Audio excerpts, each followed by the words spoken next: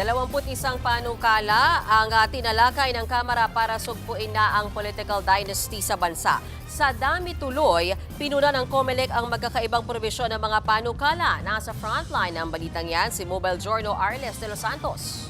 Panahon ng pag-usapan ng gusto para makapasa. Sinimulan ng talakayin sa Kamara ang mga inihaing panukalang batas laban sa political dynasties.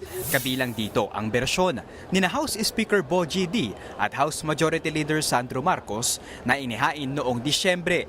Pero sa pagdinig ng House Committee on Suffrage and Electoral Reforms, lumalabas na may 20 pang panukalang nagsusulong na sugpuin ang political dynasty sa bansa ang inihain sa ilalim ng 20th Congress. Isa na riyan ang bersyon ng progresibong Akbayan Party List. Para sa kanila, hanggang 4th degree relative ng isang politiko ang maituturing na political dynasty. Grabe naman, 4th degree. Magre-result yan sa mass extinction.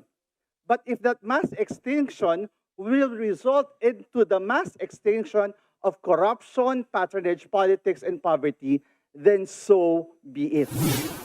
Ang bersyon naman ni Caloocan Representative Edgar Erice, planong limitahan ang mga nakaupong magkakamag-anak na opisyal sa 2 at hanggang 2nd degree lang tulad ng mag-ama. Isa sa national, isa sa local. Hindi makatwiran at hindi na epektibo kung pati magpipinsan at mas malayong kamag-anak ay babawalan. Kung ang iyong immediate family ay hindi magkasundo at sabay-sabay kayong kakandidato, pareho kayong madidisqualify.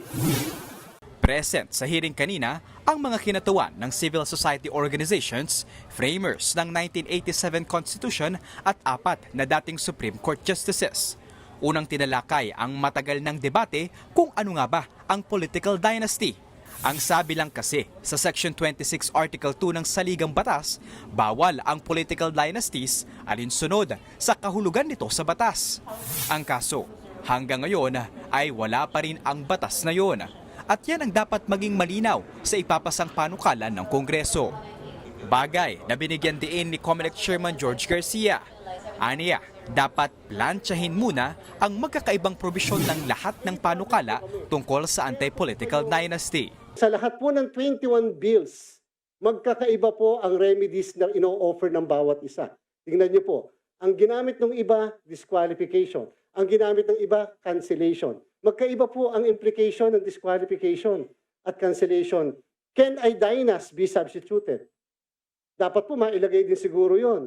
Kasi otherwise po, kung hindi, everybody can be substituted. Anybody can withdraw for a particular period.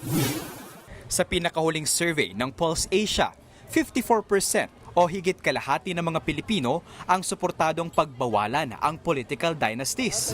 Tiniyak naman ni House Speaker Bo G.D. na tutugon ng Kamara sa hinihingi ng taong bayan. Ay malinaw ang aming hangarin na seryosong talakayin ito ng kapulungan ng buo, tapat at may malasakit sa bayan at sa kinabukasan ng ating pong bansa.